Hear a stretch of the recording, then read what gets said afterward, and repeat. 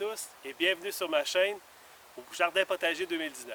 Aujourd'hui, j'ai un sujet très intéressant à partager avec vous aujourd'hui et c'est de continuer à propager nos fraises. Dans la dernière vidéo, je vous avais montré comment utiliser les stolons de vos plants de fraises pour pouvoir les reproduire, pour pouvoir les amener dans un autre endroit. D'ailleurs, si vous n'avez pas vu cette vidéo, je vous recommande fortement d'aller la voir si vous voulez justement propager vos fraises. Donc aujourd'hui, la dernière fois, ce qu'on avait fait, c'est qu'on avait préparé nos futurs plants de fraises avec les stolons de nos plantes mères dans des petits pots que j'avais mis un peu partout. Comme je disais aussi dans l'autre vidéo, on peut aussi bien les transplanter directement à côté de la plante mère. C'est à votre choix. Moi, étant donné qu'ici, j'ai déjà beaucoup de plants de fraises, je veux prendre les nouveaux plants et les transplanter dans un autre endroit. Donc aujourd'hui, nous allons parler comment faire pour les transplanter. Ici, on voit très bien, je ne sais pas si on peut le voir, je vais le montrer par après. Dans mon petit plan que j'avais mis mon petit bout de stolon avec un petit bout de bâton pour m'assurer, dans le fond, à 100% que le petit pied où ce que les racines vont se former soit complètement dans la terre. On peut voir ici, après quelques jours, les racines qui commencent à sortir à l'extérieur, dans le fond du petit contenant. Donc, ça m'assure que dans le fond, le système racinaire s'est bien développé. Maintenant, ce qui reste à faire, très important, comme je le mentionne souvent dans toutes mes vidéos, avoir des outils toujours stérilisés. Moi, ce que j'aime bien faire, c'est d'avoir un petit vaporisateur comme ça, avec de l'alcool qu'on achète un peu partout, là, dans tous les bons magasins. Ce que je fais, c'est que je le vaporise pour être sûr que mon instrument est bien propre. Et puis, je vais venir le couper. Il y a plusieurs façons de le faire.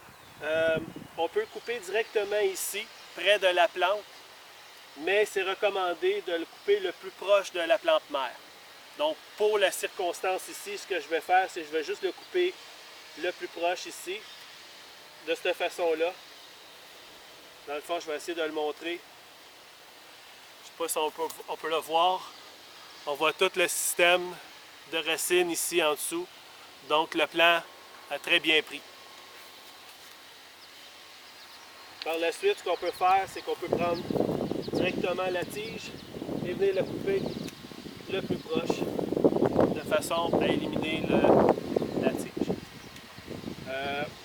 Je recommande, parce que chaque plant, chaque été, va développer entre 10 et 15 stolons. On choisit toujours les plus beaux, ceux qu'on veut conserver. Les autres, on les coupe. Malheureusement, c'est plate, mais il faut les couper pour donner la chance à la plante de pouvoir donner une deuxième production. Parce que quand elle commence à faire des stolons, ça veut dire qu'elle veut se reproduire. Alors toute l'énergie s'en va dans ces petits bébés, dans les nouveaux futurs plants, au lieu de se concentrer à continuer à faire des fruits. De cette façon-là, on peut avoir une deuxième portée, dans le fond, de fruits. Ce que je fais, moi, c'est que j'en conserve, je prends toujours un plant qui est celui qui donne le plus de fruits. J'en garde pas plus que 4, 5 si vous trouvez qu'ils sont super beaux. Les autres, quand ils sont tout petits, on les élimine tout de suite. Par la suite, si vous en voyez d'autres, on les élimine justement. Je vais vous montrer une photo plus tard. Vous allez voir que chaque plant a beaucoup de nouvelles petites fraises qui vont pousser. Donc, moi, je veux qu'elles se concentrent à faire des fruits et non pas à vouloir faire au lieu de se propager.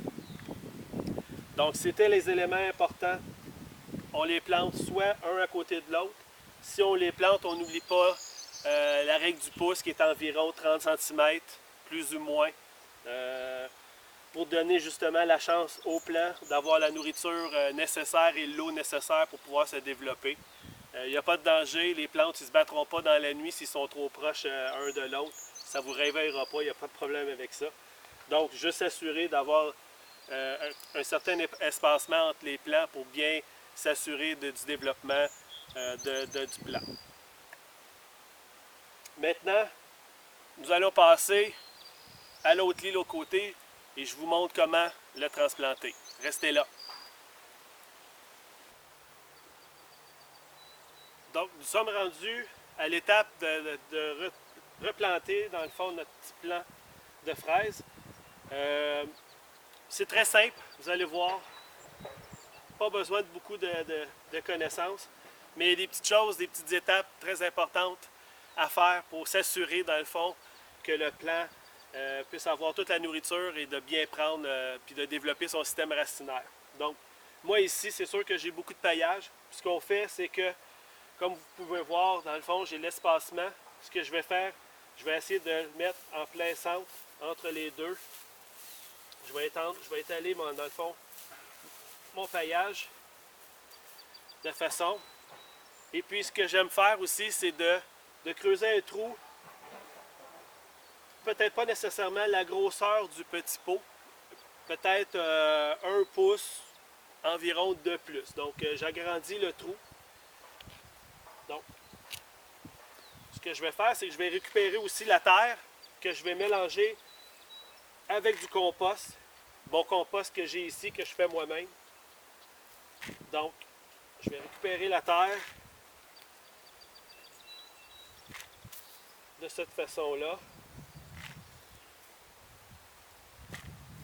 Je m'assure, dans le fond, la profondeur aussi du trou. Jamais le plan plus bas que la surface, dans le fond, totale. S'assurer, dans le fond, que le plan est toujours plus haut. Comme vous voyez, là, présentement, je suis un petit peu plus bas, mais c'est pas grave parce que je vais réutiliser la terre avec le compost pour vraiment faire le fond. De cette façon-là, j'ai quand même, le trou était beaucoup plus gros. Ce que j'aime bien faire aussi, c'est vous prenez une chaudière pleine d'eau avant même de transplanter. J'immerge dans le fond complètement mon plant. Quelques instants, le temps qu'on ne voit plus de petites bulles remonter à la surface, puis s'assurer dans le fond que la terre est toute imbibée d'eau, que les racines sont en contact directement avec l'eau.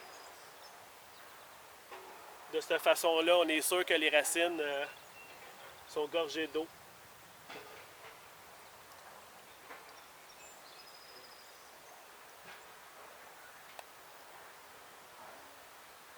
Donc, on va le laisser de côté pour le moment.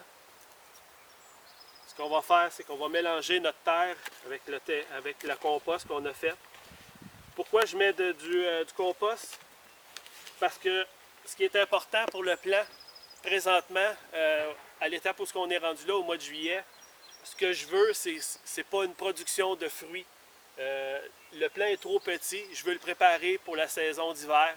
Donc, ce qui est important, c'est qu'il développe ses racines, tout son système racinaire pour l'année prochaine. Donc, de cette façon-là, je donne la nourriture nécessaire pour que les racines puissent se développer plus rapidement. Donc, j'ai bien mélangé mon compost avec la terre. Je vais en mettre un petit peu dans le fond. De cette façon-là, je m'assure de la hauteur. Très simple, on écrase le petit pot comme ça. Comme vous voyez, on voit toutes les racines. Donc, c'est un succès. On est sûr que le système racinaire s'est bien développé. Ce qu'on fait, c'est qu'on le met en plein centre comme ça. On reprend de la terre, qu'on met tout le tour comme ça, sur le côté. Une légère pression. Je vois souvent des gens écraser complètement la terre. Moi, je ne le conseille pas, que ce soit pour les fraises ou n'importe quel autre légume. C'est sûr que les racines doivent être en contact avec le sol pour pouvoir mieux se développer. Mais une trop grosse pression, ça tape trop la terre, puis les racines ont de la difficulté. Étant donné la grosseur du plant, les racines sont très très très fines. Donc ce qu'on veut, c'est qu'ils se développent le plus rapidement possible. Donc, juste avec les doigts, on fait juste presser tout le tour un petit peu. On s'assure dans le fond d'avoir de la terre partout. Je vais tout la mettre au complet. Tout le tour comme ça. Une petite pression. Et la prochaine étape, très importante, c'est l'arrosage. On arrose abondamment. On peut prendre une arrosoir traditionnelle. Moi, ce que j'aime bien faire, c'est prendre cet outil-là. Et puis, on arrose jamais sur les feuilles. Surtout quand il fait très très chaud comme ça. Ce que ça va faire, c'est que ça va faire cuire les feuilles, étant donné que le soleil est très très fort. Nous, ce qu'on veut, c'est vraiment que les racines aillent chercher toute l'eau nécessaire. Ce qu'il reste à faire, c'est qu'on reprend notre paillage et puis on s'assure de le mettre complètement en dessous de les feuilles pour justement ne pas développer aucune mauvaise herbe, aucune... et voilà, notre plant est déjà planté. C'est aussi simple que ça. On continue le processus pour les autres. C'est la même chose. Toujours garder environ une distance de 30 cm, plus ou moins. Comme je vous disais à la blague tantôt, c'est sûr que c'est pas important si c'est un petit peu moins de 30 cm, tout dépendamment de l'espace que vous avez. Mais les étapes qui sont importantes, c'est vraiment le système racinaire. Maintenant, comme on peut voir, on voit des petites fleurs. Malheureusement, moi, je ne veux pas qu'il fasse de fruits parce que, comme je vous expliquais, ce que je veux, c'est vraiment développer le système de racines, tout le système racinaire. Donc, je veux qu'elle se concentre sur les racines et non pas à vouloir faire des fruits. C'est aussi simple que ça. Ce que je vais faire, c'est que je vais prendre mon ongle comme ça et je vais juste venir couper, dans le fond, la tige où il y avait des petites fleurs. Comme ça, la plante va nécessiter, dans le fond, de se développer côté racines et non pas côté fruits. De cette façon-là, je suis sûr que pour l'année prochaine, le plant va être, son système va être bien développé puis il va pouvoir commencer une première production de fruits. D'ailleurs, ne soyez pas surpris que la première année que vous plantez vos plants de fraises, que vos plants ne vous donnent pas beaucoup de fraises. C'est tout à fait normal. C'est l'effet de la première plantation, première année. Par contre, deuxième année, vous allez avoir beaucoup plus de fraises. Et le maximum, c'est après 3 ans. Après 3 ans, ça va être vraiment une production maximale que vous allez avoir à chaque plant. Donc, ne soyez pas inquiets. Et puis, aussi simple que ça, quand il vous reste de l'eau comme ça, ce que vous pouvez faire, moi, ce que j'aime bien, c'est d'arroser, dans le fond, mon paillage pour m'assurer que mon paillage a bien pris alentour de mon plant de fraises, de façon à éliminer, dans le fond, toute surface pour qu'il puisse avoir des mauvaises herbes. Et voilà, c'est aussi simple que ça. J'espère que ma vidéo vous a plu. J'espère que vous en avez appris encore plus aujourd'hui. Gênez-vous pas pour vous inscrire à mon site, sur ma chaîne. Et s'il vous plaît, dites-moi si vous avez aimé ou pas ma vidéo. Dites-moi n'importe quel commentaire. Vous allez voir en bas, vous allez voir une petite cloche. Si vous ne voulez pas manquer aucune de mes vidéos, c'est une petite notification. Vous avez juste à cliquer. Comme ça, de cette façon-là, vous ne manquerez aucune de mes vidéos. Et puis sur ça, je vous souhaite bonne plantation et bonne saison. Merci. À la prochaine.